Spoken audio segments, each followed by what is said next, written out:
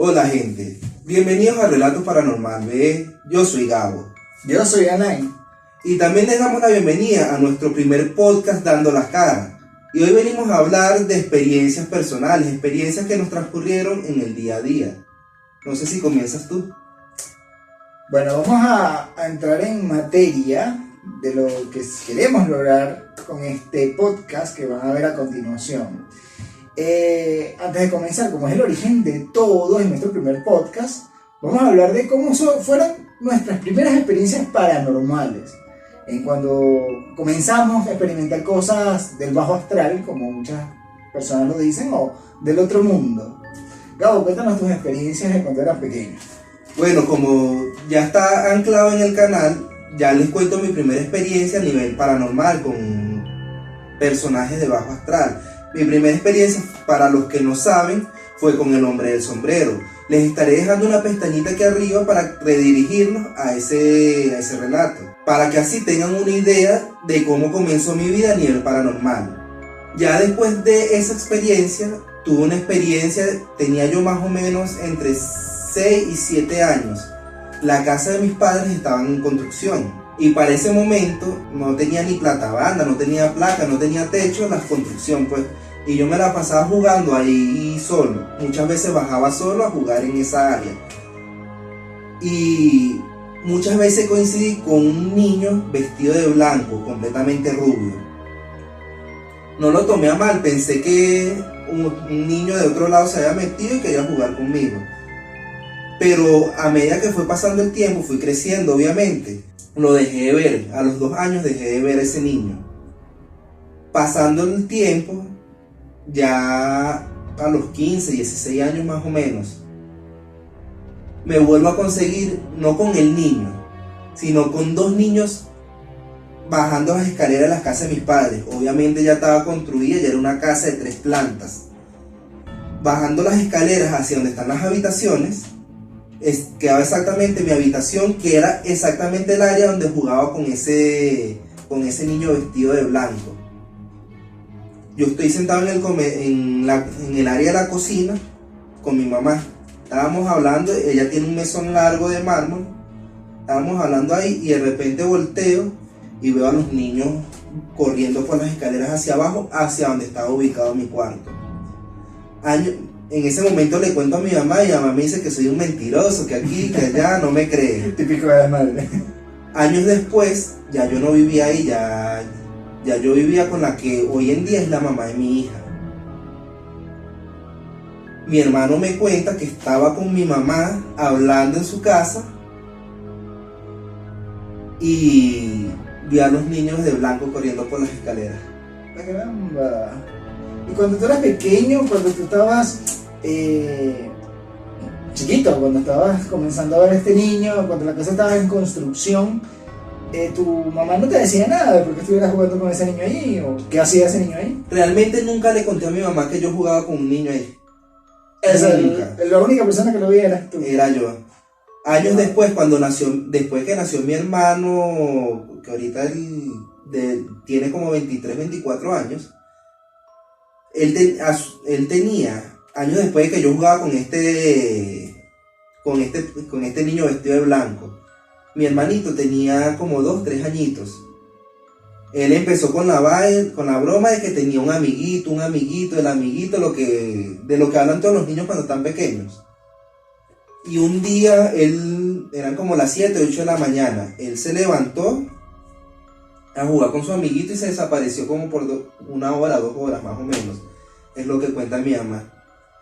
En una ya mi mamá entra en su desesperación con toda la familia porque Obvio. era el catirito de la familia. Mi hermano es el catire de la familia, el niño bonito.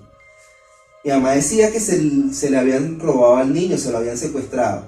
Y en una mi mamá nos cuenta que se tira en el patio a llorar por su hijo. Y mi hermano salió por un lado a abrazar a mi mamá.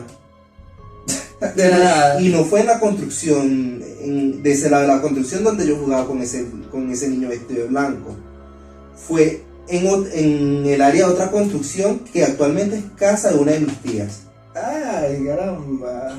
O sea, estos niños no solamente se parecían a ti, sino que también se le parecían a varias personas de la casa. Lo que pasa es que de mi familia no soy el único que ve entes paranormales, que ha tenido conexiones con el bajo astral. Si nos vamos a mis ancestros, mi bisabuela se dice que era bruja. Y mi abuela, incluso uno de mis tíos todavía practica lo que es el espiritismo, que vendría siendo la religión nativa de aquí de Venezuela. Bueno, no de Venezuela del todo, pero De los indios venezolanos. Sí, lo hacen de los indios. Digo nativa de Venezuela porque el cristianismo llegó después de cierto tiempo y ya el espiritismo existía. Y es lo que practicaban en su momento mi familia. Hoy en día mi abuela ya es cristiana, todavía hay un tío que sigue practicando el espiritismo, pero ya no le prestamos mucha atención a eso. Pero si nos vamos desde los tiempos ancestrales, hasta mi bisabuela trabajaba con entes de bajo astral, pues. Bueno, porque casualmente eso es lo que iba a tocar, que también muchos se preguntarán esto. Muchas de las personas que experimentan apariciones, por llamarlo de esa manera, de niños, quiere decir que no son niños, o sea, son espíritus, por así decirlo, del bajo astral, espíritus que no son para nada bondadosos, que toman la forma de los niños como para burlarse de la inocencia que esto representa. Obviamente la maldad también existe en algunos niños, hemos visto muchos casos de crímenes perpetuados por niños, pero se le atribuye a esa inocencia. Entonces ese niño que tal vez tú veías no era tan niño, sino que pudiera haber sido otro ente, pues. No, en su momento hasta yo me llegué a ver con mucha gente después de un accidente que yo tuve, porque antes de ese accidente yo llegué a ver a una dama vestida de rojo que lloraba a la pata de mi cama. Para el que no sabe esta historia, no la voy a profundizar mucho tampoco aquí. También te estaré dejando otro enlace abajo en la descripción o en una pestañita aquí arriba para que vayan y oigan la historia de la dama vestida de rojo. Después que me pasan estos acontecimientos, yo empecé no sé si te acuerdas, cuando yo tuve la etapa de que quería conocer muchas religiones, porque cabe destacar que nosotros tenemos 15 años conociéndonos, desde que estábamos muy chamitos. Yo tuve una etapa, después de que tuve este accidente, que quise conocer muchas religiones, y también me metí mucho, claro, no llegué a practicar, pero sí me metí mucho en el tema de investigación, en lo que era santería, espiritismo, palería, la religión yoruba, que viene siendo el origen de la misma santería, y muchas de los que diríamos sacerdotes de esas religiones me decían que yo era materia, que yo soy muy propenso a ver esta clase de entes. Incluso hoy en día, actualmente, a veces por el rabillo del ojo veo que alguien se asoma por la puerta y se esconde, pero como ya estoy acostumbrado a esta clase de cosas, a que me ocurran esta clase de cosas, ya no les presto mucha atención, trato de obviarlos para no darle fuerzas. Claro, porque ellos se alimentan de esto, de la atención. Inclusive se dicen que son espíritus malos por lo mismo. Bueno, no es para un secreto para ti, para nadie, soy de religión católica, he practicado esta religión desde hace muchísimo tiempo, desde que tenía 5 años, desde que José me conoce, soy monaguillo, o era monaguillo en iglesia prácticamente. Y a nosotros nos explicaban esta parte de que no es tanto los espíritus, esto de la materia, sino que muchas veces hasta un don divino, podría decir, un don de Dios que a veces se nos da. En mi caso, también experimenté como tú desde muy pequeño, también lo hice desde muy pequeño, desde los 5 años, y todo comienza no con ver niños, sino que era un poquito más turbio porque empecé a sentir la presencia de alguien en lugares donde estaba solo. Creo que esto lo tomé en un video, de todas maneras nosotros lo tenemos por acá por el canal, si lo quieren escuchar un poco para entrar un poquito más, creo que lo mencioné en uno de los videos, no recuerdo ahorita exactamente, pero sí sé que lo mencioné. Y esta presencia me acompañaba para todos lados. Yo estaba solo en un lugar y ahí estaba. O sea, sentía que alguien estaba en la sala, que alguien estaba en la cocina, que alguien estaba estando solo. Muchas veces estaba en mi habitación y sentía que alguien estaba ahí. E incluso se me llegaron a sentar en la cama en más de una ocasión. Y empecé, claro, obviamente era un niño, me asustaba por todo y yo duré prácticamente un trayecto muy largo de mi infancia donde dormía con la luz prendida, no soportaba dormirme con la luz apagada, debido a esto mismo, a esta cosa, esta cuestión de que me pasaba. Pero llegó un momento, como tú dices, uno se acostumbra a la presencia. Me acuerdo que mi mamá me dijo que a los 9 años me había llevado para una iglesia que actualmente se llama Los Samaritanos. Estas personas, yo les digo que son los evangélicos del catolicismo, porque trabajan mucho esta parte de la liberación, de la sanación, a través de la palabra de Dios, a través de muchas cosas. Y cuando me llevan, supuestamente, yo me había manifestado. Yo no recuerdo nada de que yo haya manifestado, que ahí esté hablando con voz extraña ni nada, pero mi mamá me dice que sí. Sin embargo, la cuestión siguió, o sea, no fue que paró. Y tanto fue así que yo la llamé Guarda, de cariño. Yo digo, bueno, será mi ángel de la guarda, quién sabe. Y la llamé Guarda. E incluso cuando ya crezco, ya un hombre, ya de 18 años, ya, bueno, ni tan hombre, imagínense, ya todavía sentía la presencia, pero ya no le paraba. E incluso estaba a veces con mi novia en lugares solitarios y me daba cosa porque sentía que alguien nos miraba, que alguien estaba ahí, pero resulta que no era nadie. O sea, era Guarda, simplemente que estaba ahí. Hasta que, bueno, así como vino, desapareció. Actualmente no he sentido más esa presencia. Fíjate lo que estaba analizando en el transcurso de que desde que llevamos comenzando este canal.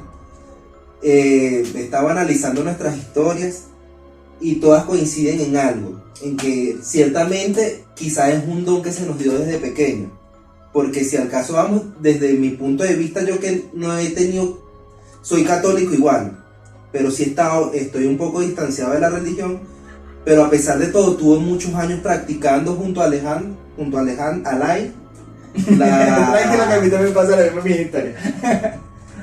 La religión, pues, de un tiempo para acá que estoy distante. Pero algo que sí he notado es el entorno en el que crecimos. Porque quizás tu familia no estuvo mucho en el bajo, metido en lo que es el bajo astral. Solo la historia de tu bisabuelo que me contaste, de tu tío abuelo. Ah, ciertamente, bueno, que se burlaba de los muertos. Que se burlaba de los muertos. Y casualmente, la casa en la que creciste tiene como patio trasero un cementerio. Sí, el cementerio, y lo he mencionado incluso en mi video, el cementerio del oeste, aquí donde... De aquí en Monquito. En mi caso, mi familia sí estuvo muy metida, más que toda mi familia paterna, estuvo muy metida en lo que es estas religiones antiguas. Digamos brujería, digamos espiritismo. Incluso tengo varios primos que llegaron a ser santeros, entre comillas, porque actualmente no practican nada de eso. Y yo digo que esto lo trae más que todo el entorno en el que crecimos, pues. Claro, y no solamente el cementerio, porque en el lugar donde donde vive mi mamá actualmente, no es un lugar, es un lugar que está minado prácticamente de estas personas. Tenemos en el lado izquierdo una señora que es bruja, que todo el mundo sabe, una señora que vivía por ahí que era bruja. Había otra en la casa de la vecina, otro relato que les invito a que puedan escuchar en el canal, mi vecina. Todas estas anécdotas que yo conté era porque su mamá practicaba la ouija y el señor que vivía antes de ellos había hecho trabajos ahí para mantenerse en su tierra, pues que nadie le quitara lo suyo. Inclusive me contaban que lo veían sentado en la poseta después de él haber muerto. Tú ibas al baño y lo veías ahí sentado.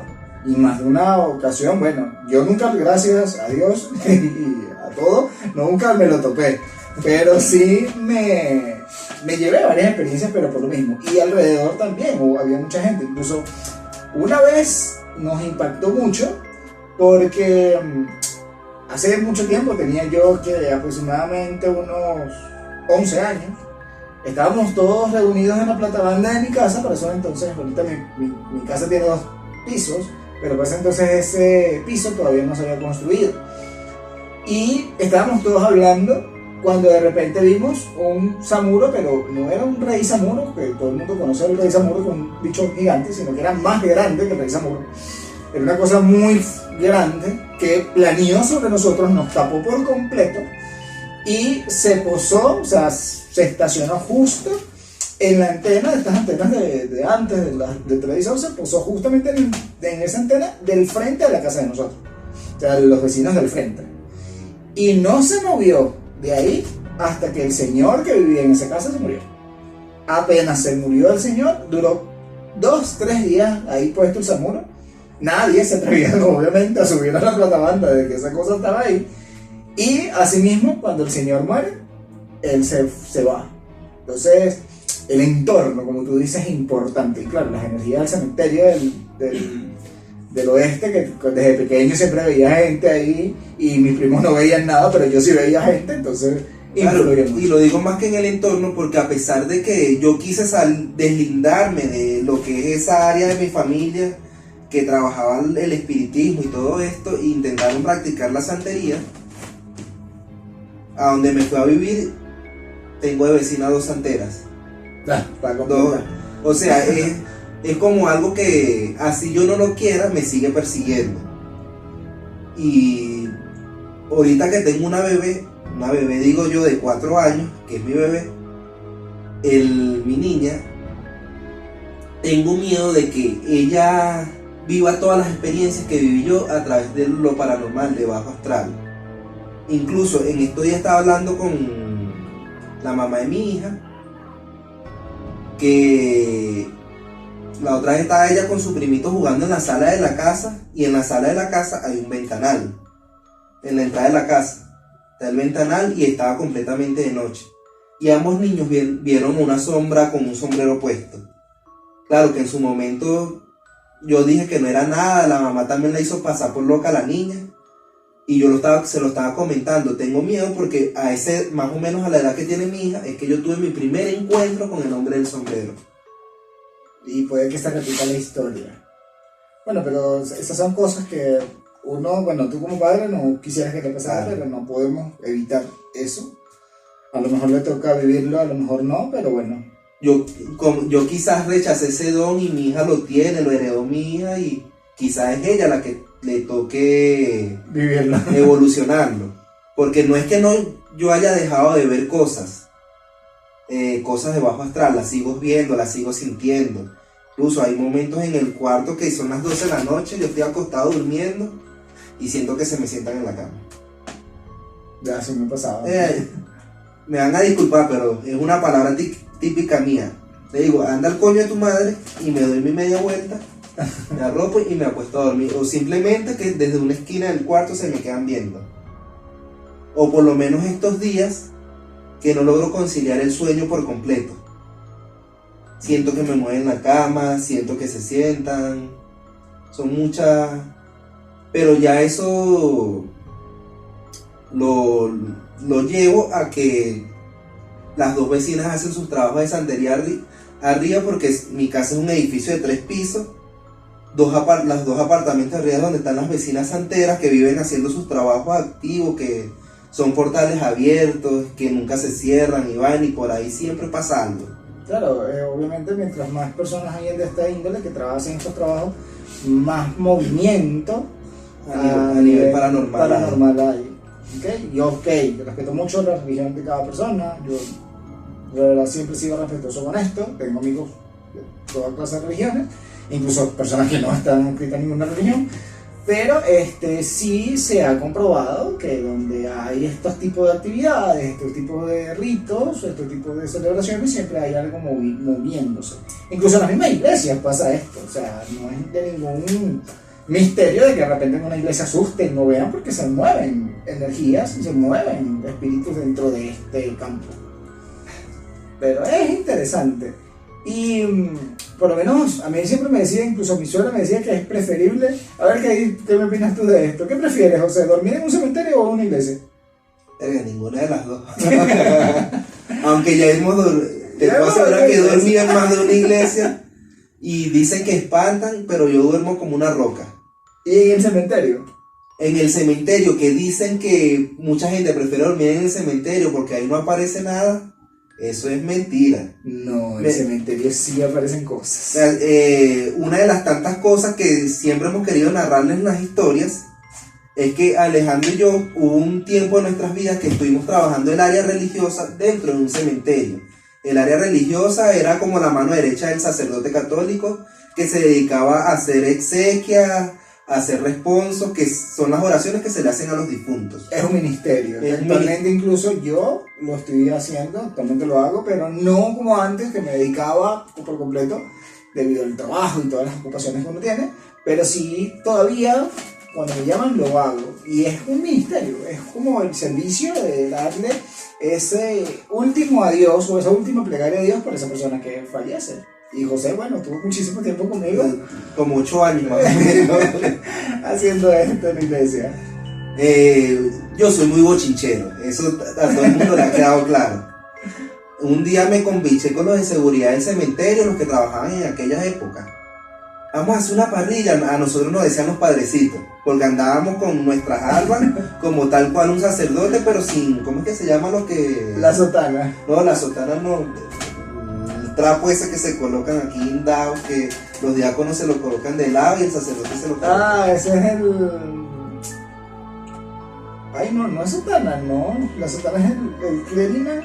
No, sí, la sotana es la de negro, ¿no? A ver si me acuerdo. La estola. La estola. Bueno, nosotros andábamos con nuestras armas, pero sin estolas porque realmente no nos correspondía, ni nos corresponde todavía. Todavía no. Me da risa porque la gente a veces nos confundía, güey, y estas personas vestidas de blanco, hasta más de una vez le llevábamos un susto a la gente porque no era normal y los cementerios eran vestidos de blanco ahí caminando. Pero sí, bueno, nos decían mucho padre. Bueno, para nadie de mi entorno es un secreto que yo he sido muy bochinchero en esta vida. A mí me gustan los bochinches, los desastres, la vaina, la jodedera, más que todo. Y los que eran de seguridad del cementerio un día me dicen, coño, padrecito, vamos a quedarnos para hacer una parrilla, estamos haciendo una vaca. Y yo, bueno, vamos a echarle pues. ¿Y dónde hicieron la parrilla, José? En el área del comedor de ellos, que es exactamente donde está cremación. Aquí está el área de cremación y el comedor de los obreros está de este lado. Bueno, hicimos nuestras parrillas, yo sé que eran ya como las 10, 11 de la noche, cuando dejamos de bochinchar, nos tomamos una cervecita, una vaina. Y yo le dije, bueno, a usted le toca seguir trabajando. Yo tengo la oficina ahí, la oficina religiosa ahí, y ahí lanzo una colchoneta y me acuesto a dormir. Mentira. Apenas yo entro por la oficina, tranco la puerta, nosotros teníamos un baño privado, me echo un baño, vaina, para acostarme a dormir. Cuando me recuesto de la colchoneta, siento que empiezan a arrastrar las bancas de la iglesia. Porque encima de las oficinas administrativas, tanto el cementerio como la oficina que era de nosotros, está lo que es el templo, la iglesia. Y empiezan a arrastrar las bancas. Yo me despierto, porque ya me había quedado entre dormir y despierto. Me despierto por completo y sigo oyendo que arrastran las bancas. Para ese momento nosotros teníamos llaves de esa capilla, de esa iglesia. Yo agarro las llaves y subo. Como no le tengo miedo a nada, tú eres valiente porque ya sabes. Y abro la capilla. Las bancas intactas como que si nunca las fueran movido. Vuelvo a cerrar. Eso fue más o menos a las 12 de la noche. Vuelvo a cerrar y vuelvo a bajar. Lo de seguridad me preguntan que qué había pasado. Y yo, no, que estoy oyendo que estaban arrastrando unas cosas aquí arriba. Pensaba que alguien se había metido a la iglesia. Y me dicen, no, padrecito, si nosotros le contáramos. Toda la noche, hasta hacer misa en la noche. Y bueno, no me dijeron nada y que para no asustarme me volví a acostar. A las 3 de la mañana vuelvo a sentir que vuelven a arrastrar las bancas. Vuelvo a subir y no había nadie. Pero es que tú eres valiente, o sea, ¿cómo se te ocurre subir a las 3 de la mañana a ver qué? Yo lo dejo sonando ahí. Que hagan misa si quieren, pero que no me subo. Y bueno, subo y no veo a nadie y ya se me había quitado hasta el sueño. Monté a hacer un cafecito allá en la oficina porque teníamos una cafetera. Y salí a darle café a los de seguridad y bueno, vamos a quedarnos hablando paz hasta que amanezca. Porque ya al día siguiente no me tocaba hacer los servicios a mí, sino a otro ministro. No le presté atención. Después, que en paz descanse, el viejito que nos entrenó a nosotros, que nos indujo a lo que es esta área, ese ministerio, que es el viejito Porfirio, que morir, que en paz descanse. Ay, calma. Él me cuenta una historia que le pasó cuando él empezó en el cementerio en los años 90 y pico, 2000. Cuando apenas empezaba a hacer cementerio, sí. Sí, realmente ese cementerio se inaugura en 1980 y algo. Y él empezó a servir como ministro entre el 95 y el 2000, me contaba él. Una vez, él salió tarde, él era también bochinchero igual que yo, por eso es que nos llevábamos tan bien. Y él iba saliendo de su cementerio de hablar paja con esa gente, porque para ese momento el cementerio sí cerraba tarde, a las 8 o 9 de la noche, sí. Era que estaba cerrando, tenían 2 turnos. Antes de que lo agarrara el innombrable, el Voldemort, el gobierno, antes de que lo hicieran público. Exacto. Bueno, él salió, se despidió de todo y él dice que todas las noches se sentaba un perro negro en la puerta del cementerio. Para aquel momento había permisos de armas aquí en Venezuela. Y toda la gente de seguridad o tenía un revólver o tenía una escopeta. Él me contaba, ¿no? Yo veía casi todas las noches al perro sentado, le hacía cariño, le daba algo de comida, las sobras que me quedaban de la perola de la comida, y me iba para la casa. Un día, él me cuenta que un día se quedó más tarde de lo normal, hablando paja, bueno, ustedes saben, socializando. Y sale, y ahí el que era el jefe de seguridad estaba corriendo al perro, todos los días le tenía ese chirre al perro, no le gustaban los animales. La gente cuenta, a él le contaron después que a las 12 de la noche agarró la escopeta y le disparó al perro. El perro se desapareció, no apareció más. Pero al siguiente día, el tipo se despertó con las marcas de los plomitos de las escopetas en la pierna. ¡Wow! O sea, el perrito era como que el guardián de la entrada del cementerio, algo así me quería entender el viejo. Wow. Oye, ¿qué historias te llegaron a pasar a ti en el cementerio? Bueno, de todas,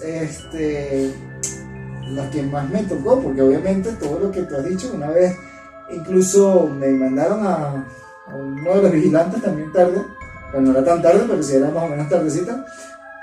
Para ese entonces cerraban el cementerio temprano y era un protocolo. Sí, para el momento en que nosotros entramos ya habían hecho público el cementerio, ya lo había tomado el gobierno. Habían quitado estos horarios de 2 turnos, que eran de 7 de la mañana a 2 de la tarde y de 2 de la tarde a 8 de la noche. Y ahí empezaron a cortarlo con la administración pública y lo pusieron hasta las 6 de la tarde, que es hasta las 5. Hasta las 5, que era era el turno. Pero para cuando yo estaba así, estaban haciendo esa transición entre no era hasta las 5, sino hasta las 6, después fue que lo cambiaron. Y recuerdo que a la gente no le gustaba, a ellos no les gustaba dejar gente en las parcelas, y cuando se iba a cerrar el cementerio, buscaban a la gente para sacarla. Y en eso me llaman, o sea, voy subiendo y uno de los de seguridad me dice que hay una señora que estaba en una parcela y que me estaba buscando, que ella me había visto y tal. Y yo, bueno, le dije, ¿por qué no? Vamos a hacerle el servicio. Y le dije incluso al de seguridad, bueno, yo subo con ella para de una vez entonces irnos los dos, porque tampoco es que me gustaba quedarme tan tarde en ese cementerio. Y recuerdo que, bueno, la señora la vi ahí mismito, parada en la parcela, me llamó, me dijo para hacerle el responso. Para hacer un paréntesis acá, y ustedes pueden conocer un poco más acerca de esto, se le llama exequias a cuando la persona va a ser enterrada. O sea, ya la persona falleció y se la van a enterrar dentro del hueco que pertenece al cementerio y se le hace una oración de exequia. Esta oración es en el momento del entierro.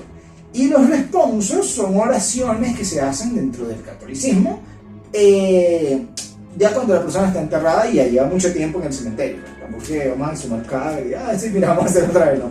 Se le hace encima de la tumba esa plegaria. Y cumple con lo que en la doctrina se llamarían obras de misericordia, que es la de rezar por los difuntos. Y en ese momento, bueno, yo dije, bueno, ¿por qué no? Voy a donde la señora, hacemos el responso, ella me agradeció, me dio las gracias. Recuerdo que cuando terminé le dije, bueno, señora, vámonos de una vez, yo la acompaño hasta arriba.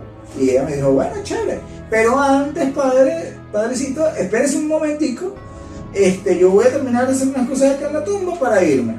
Y ya, chévere, yo la espero del otro lado, dije yo, y me di la vuelta y caminé hacia la carretera.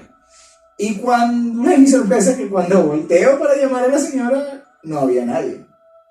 Y que te diga yo que una señora mayor se vaya a monear o vaya a correr tan rápido de un lugar a otro para subirse a la parcela, imposible. Recuerdo que mi seguridad me vio y me dice, ajá, ya hice lo de responsa y la señora. Y yo, sí, ¿y la señora? Y yo, no había señora. ¿Cómo que no? Y la señora, sí, pero hice el responsa y la señora se desapareció. El guardia se presionó como 3 veces y me dijo que por qué le decía esas cosas y él tenía que quedarse ahí hasta la noche. Y recuerdo que yo digo que fue la experiencia más impactante dentro del cementerio que tuve haciendo este ministerio. Antes de entrar ¿te acuerdas que antes de entrar a las parcelas hacen esperar a las carrozas en la parte de afuera del cementerio, en el estacionamiento, para darle un paso? Y recuerdo que yo nunca agarraba a las personas y les decía, mira, ¿quieren un servicio? Yo dejaba que las personas me buscaran, porque yo no sé realmente qué fe profesan. Pero ese día casualmente a mí me dio por acercarme a una de las carrozas y decir, bueno, ¿por qué no? Vamos a preguntarle a una de las señoras que está por ahí. Y resulta, y me empezaron a parar los pelitos, porque esta fue una de las que más me impactó en mi vida. Voy y me asomo a la carroza y veo a una señora de mediana edad, morenita, el cabello corto, tenía una blusa blanca, pantalón negro y una rosa en la mano. La señora nunca me miró en la cara. Eso sí te digo que nunca volteó a mirar. Y resulta que iba a hacer una exequia, porque estaba justamente en la carroza. No estaba el carrocero y estaba ella. O sea, yo dije, bueno, porque muchas veces los carroceros tenían que bajar a la oficina con el familiar, abajo a la oficina se le daba el ticket directamente al carrocero y él subía con el familiar y se dio. Y resulta que la pregunta a la señora que si quiere un servicio y ella me dice que sí. Pero me dice, hay un problema. Si usted baja, me dijo así, si usted baja vestido así, revestido como lo está, lo van a devolver. Porque los hijos del difunto, ellos se profesaban el cristianismo, pero en la parte de los evangélicos, de la iglesia protestante. Y ella dice que apenas me iban a ver, me iban a devolver. Aunque a ella le gustaría, me dijo así tal cual, me gustaría, padre, que usted le hiciera un responso a mi hermano porque él era católico. Y yo le digo, bueno, encantado. Pero ¿cómo hago para bajar? O sea, si yo bajo, o sea, me voy a presentar así, burde malandro, como decimos aquí, mira, vengo yo. Entonces ella me dice, no, usted va a decir simplemente que le envíe a la hermana del difunto. Que yo lo envíe teniendo autorización para bajar. Eso sí, no me dijo nunca el nombre. Y bueno, chévere, bajó a la oficina. Para eso entonces no teníamos el acceso no tenía el acceso a la capilla, pero sí tenía acceso a la oficina, donde José narró la historia de dormido.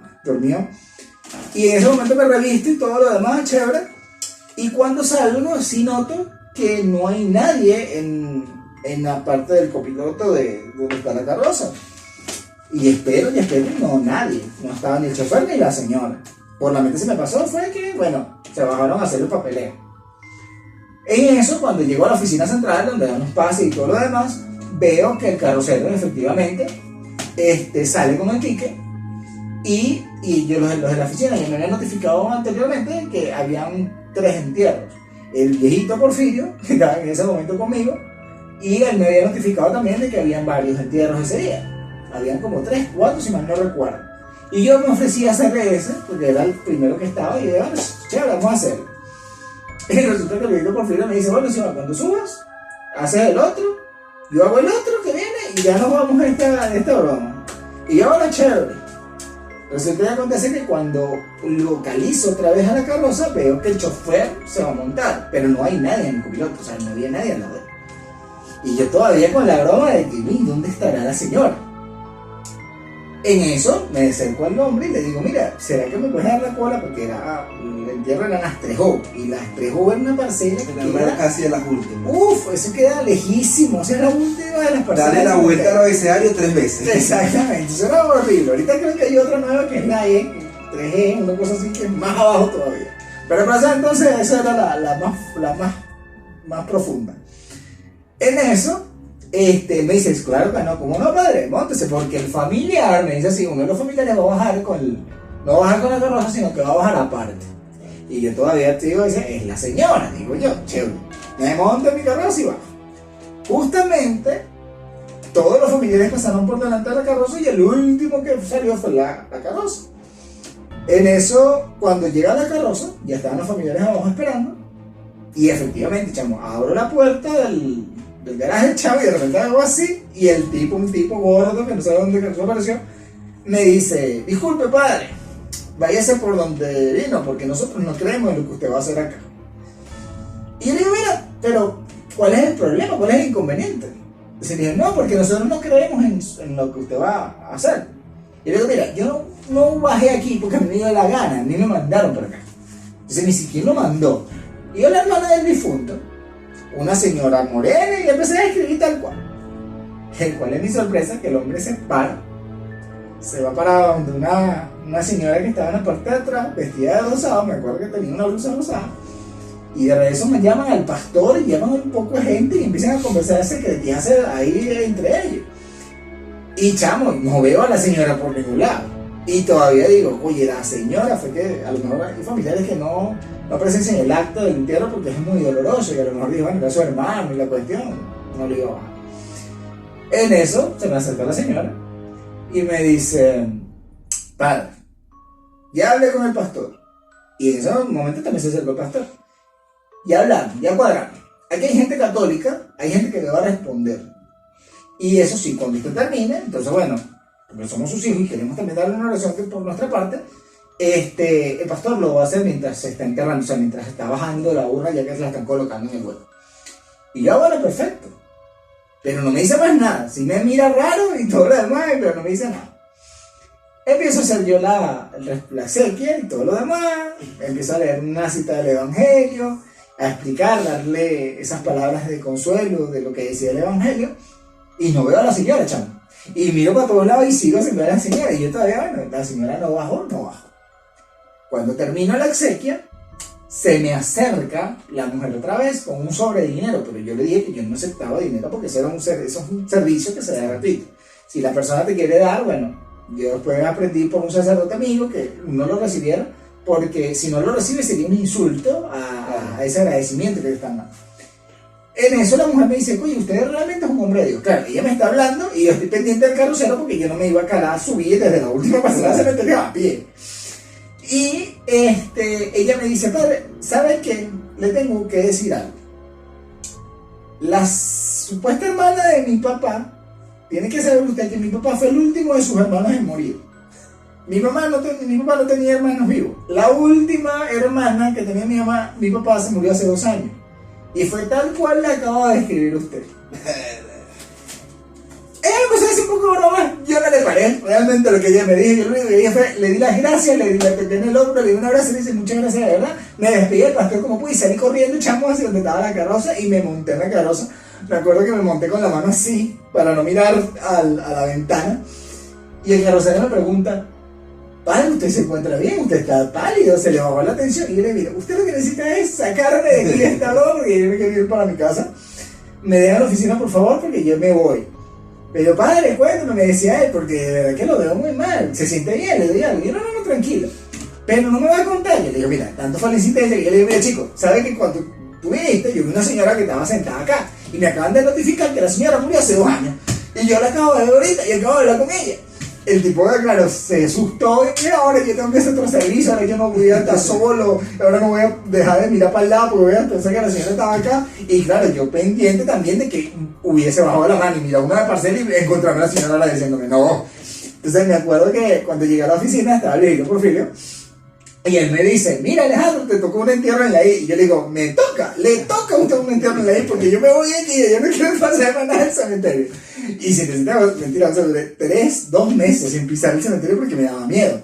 Incluso yo antes iba a ayudar a mi mamá y a mi abuela que toda la vida han servido allá en el cementerio y no me atrevía porque yo decía, mira, yo me llego a asomar en una de esas parcelas y veo a esa señora y a mí me va a dar algo. Y una vez, después que pasa todo esto, bueno, yo me aventuré y dije, bueno, sí, de verdad, yo soy gafo, no sé, hablé con un sacerdote, un amigo, Él me dijo, no, Alejandro, no le tengas miedo a eso, a lo mejor fue que esa persona necesitaba de tu oración, quería que se le hiciera de esta manera y tal, me empezó a explicar. Y yo me tranquilicé. Resulta que hicimos una reunión de catequistas, recuerdo que estaba mi esposa en ese momento ahí, y claro que no en ese momento no era mi esposa, sino era mi novio, y estábamos sentados, o sea, estábamos un grupo de personas, catequistas todos, hablando, y no había nadie en la iglesia, o sea, estábamos nosotros. Después de la misa fue que pasó eso. Nos quedamos ahí un rato ahí todo el frente del altar hablando. Y en eso, chavo, sentimos clarito que alguien entró a la iglesia y se sentaron en la última banca. Y cuando todos, porque no fui yo solo el que lo sintió, volteamos al unísono a ver quién estaba dentro de la iglesia y no había nadie. Pero se sentía la presencia, y era una presencia fea, una presencia fuerte. Y yo le digo a los catequistas, bueno, miren, ignórenlo. Aquí estamos con Dios, aquí está el Santísimo aquí con nosotros. Él se va a ir, pero no le prestemos atención porque si no, se nos pega. Y en efecto, después, como pasaron, te diría yo, 10 minutos, sentimos que se levantó y se fue. Pero era impresionante porque era como estar hablando contigo y sentir la presencia de alguien ahí y sentir que está ahí, pero no verlo. Eso me hace acordar también, como le estoy diciendo, yo soy muy salido y tendría a irme tarde del cementerio. Un día eran como las 6 de la tarde ya me estaba listando para irme, dejé de hablar con aquel momento los muchachos de seguridad. Pero muchachos, ya me voy. En eso yo veo que viene ¿te acuerdas la camioneta azul que cargaban los de seguridad? Ajá. Vienen machetadas desde abajo del cementerio para arriba. Y me empiezan a hacer señas que me espere. Así, bueno, está bien, debe ser que alguien se quedó allá abajo y me están pidiendo que los ayude a sacar. Yo, padrecito, ¿qué pasó? Acompáñenos para la jefe, acompáñenos. Ajá, ¿y qué quieren que yo haga con ustedes allá abajo? ¿Ustedes están locos? No, acompáñenos para que vea algo, pero tráigase el agua bendita. En eso me quedé como pensativo, me quedé como sorprendido. Bueno, vamos. Me monté en la parte de atrás, eso era una Silverado 2004. Me monté en la parte de atrás y ellos bajan machetados otra vez. Desde arriba yo empiezo a notar algo extraño en esa parcela, en uno de los árboles de esa parcela. Ellos no llegan, cuando llegamos, ellos no llegan directamente a la parcela, sino que se quedan una parcela más arriba imagino que por miedo. Baje a ver y echa agua bendita ahí. Y en efecto, cuando yo bajo, bueno, yo soy salido, le doy como 2 vueltas, había alguien ahorcado en ese árbol, en el árbol que está en esa parcela.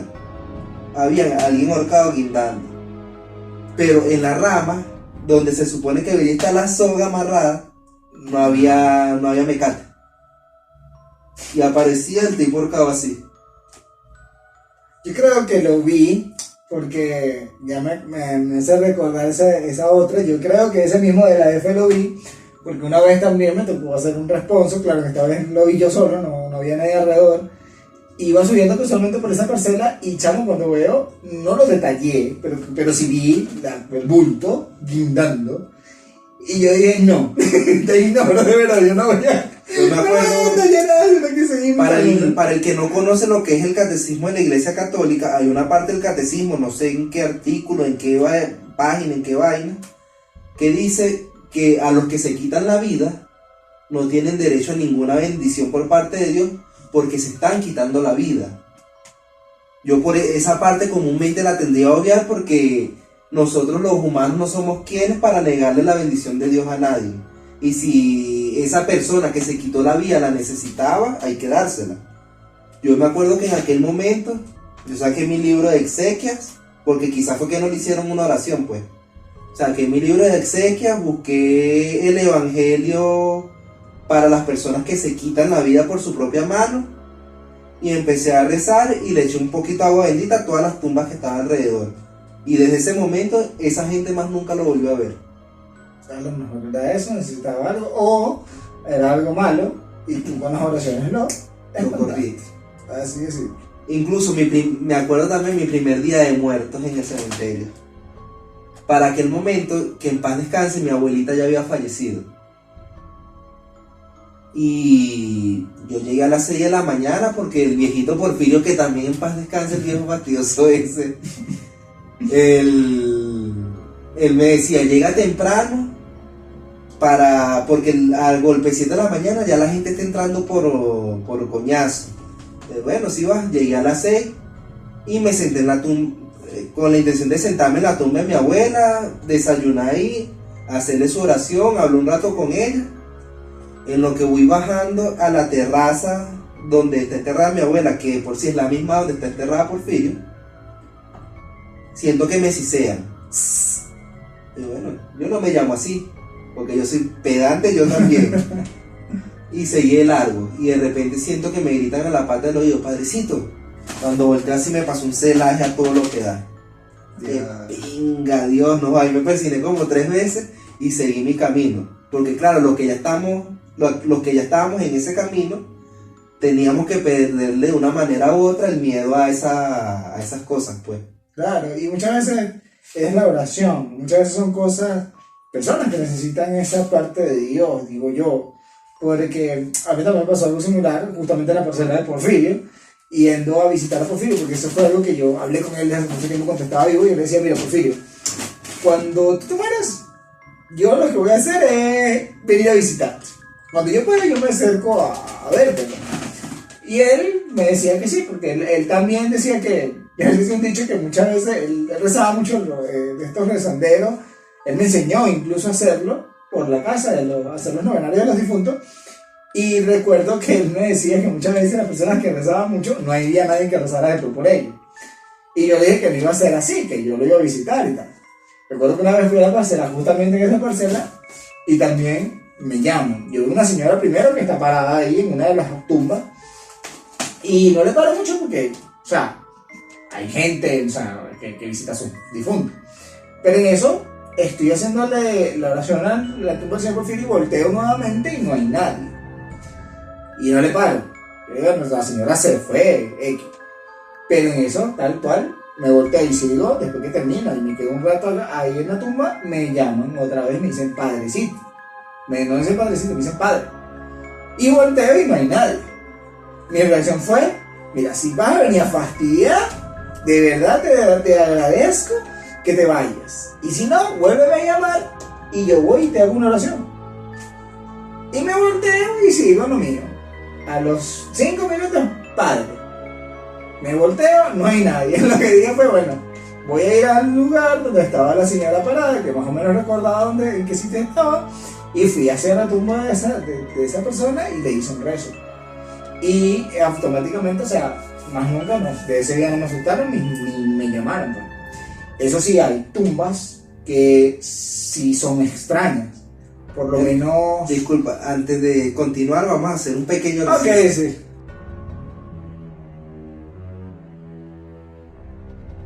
Y ya volvimos de nuestro receso. Ahora síguenos contando tu relato.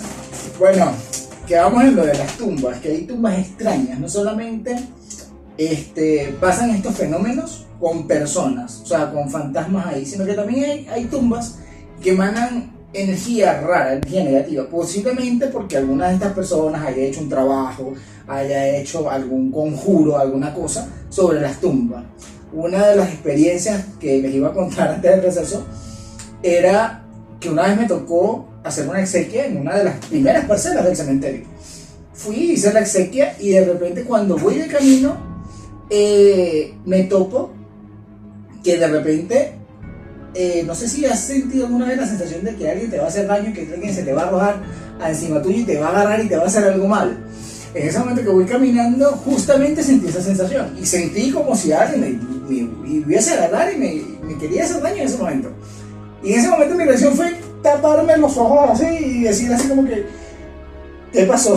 Ya va, espérate, ¿qué acaba de ocurrir? Y la sensación era horrible, la sensación era incómoda. En eso me da por mirar hacia el piso, o sea, hacia las tumbas que tengo alrededor, y me topo con una que tenía la carabela de un animal, porque no sé qué animal era, porque nunca en mi vida he visto un animal así. La carabela así de un animal pequeño con unos cachos enormes que prácticamente abarcaban todo lo que era el marco de la tumba. Y apenas lo vi, fue que sentí otra vez el repudio, otra vez a la tumba. Y era porque había algo ahí. Entonces, no sé, muchas veces aquí en este cementerio no se ve mucho lo que es el saqueo de tumbas, más que en el del sur, que es de aquí en el país sí lo hacen mucho, que saquean mucho, profanan muchas veces las tumbas de los difuntos, pero me parece extraño, de verdad, haber sentido eso en esa tumba. Y es la única tumba con la cual incluso hasta el son de hoy no paso cerca de ella.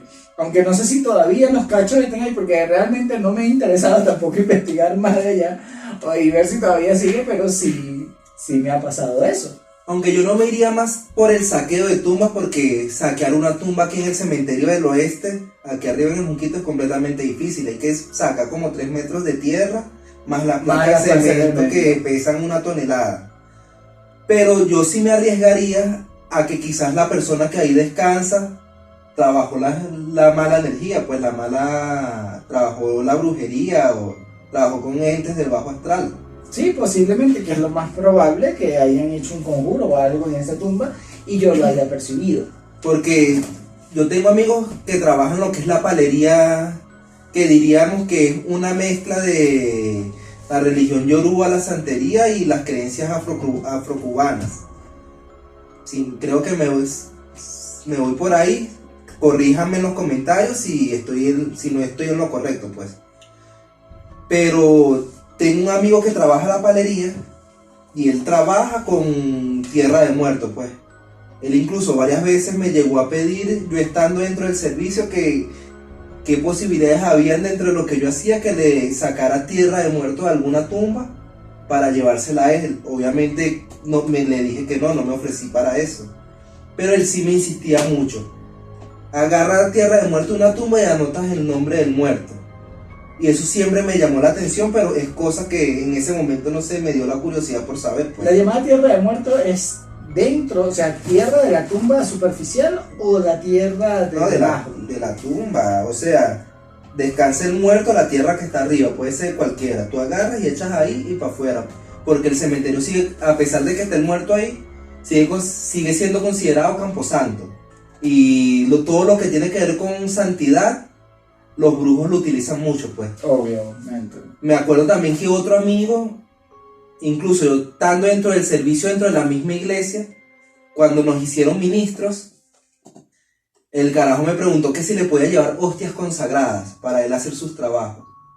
Obviamente, a pesar de que siempre he tenido la curiosidad por saber más de todas esas religiones, y quería conocer para qué lo iban a usar, obviamente no me atreví a agarrar al Santísimo y sacar una hostia para llevársela, pues, porque ya eso es parte del respeto de lo que uno cree, pues. Claro, y también el respeto de las religiones, como siempre lo he dicho, o sea, tenemos que respetar no solamente la ideología de la persona, sino también los ritos que hay dentro de cada uno. Yo no puedo llegar, por ejemplo, a una celebración yoruba, a estas cosas, y hacer lo que a mí me dé la gana, porque no es así, o sea, hay un respeto que se tiene que cumplir, pues.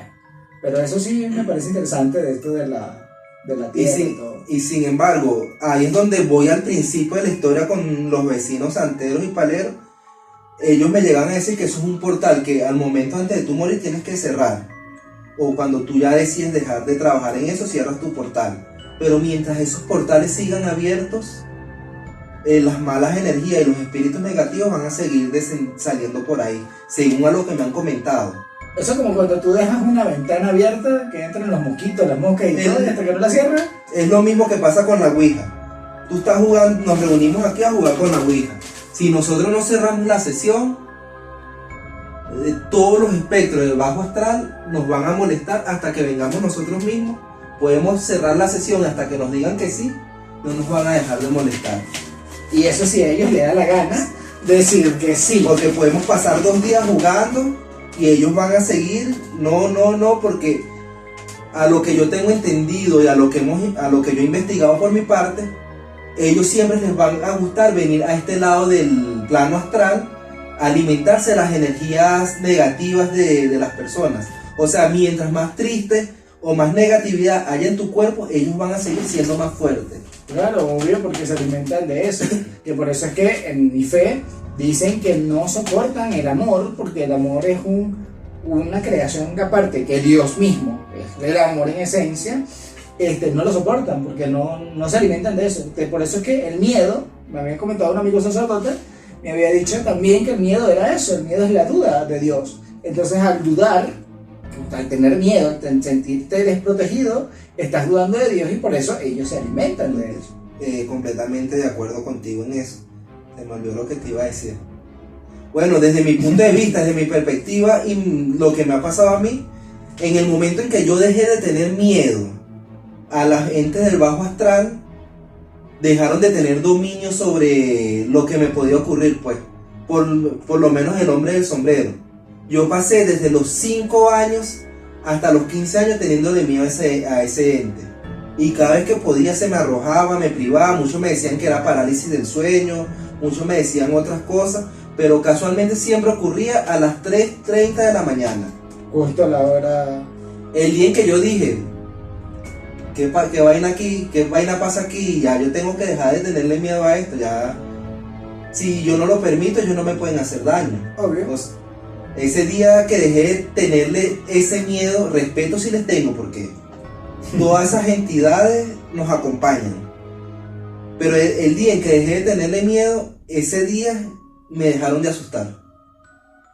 Claro, obvio. Incluso, si nos vamos más a la brujería, yo me acuerdo, en ese momento lo tomábamos como chamos, pero antes de yo tener el accidente, antes de ver la dama de rojo, que como les dije, el video está en el canal, anteriormente a eso, volviendo al tema de las brujas, en la parte de atrás de la casa de mi mamá se paraba un búho de 2 metros, un pelo más alto que yo, en un zinc que se estaba cayendo, que si yo me apoyaba el zinc, la mierda esa se iba para el cerro. Pero estaba ahí la cosa y no llegaba a las 12 de la noche, se oía que lanzaban tierra y llegaba y se paraba ahí en el zinc. Bueno. Esa bruja se fue un día que nosotros en nuestra jodedera, me acuerdo que estaba mi hermano, no sé si te acuerdas de Gregory, estaba Edward. Sí, me acuerdo. Nos pusimos entre nuestra jodedera y nuestra vaina. Nos pusimos a echarnos unos tragos, ponernos algo alegre y que cazando a la bruja. Y el día que le lancé sal de grano, dejó de aparecer. ¿Sal de grano? Sal de mar, sal en grano.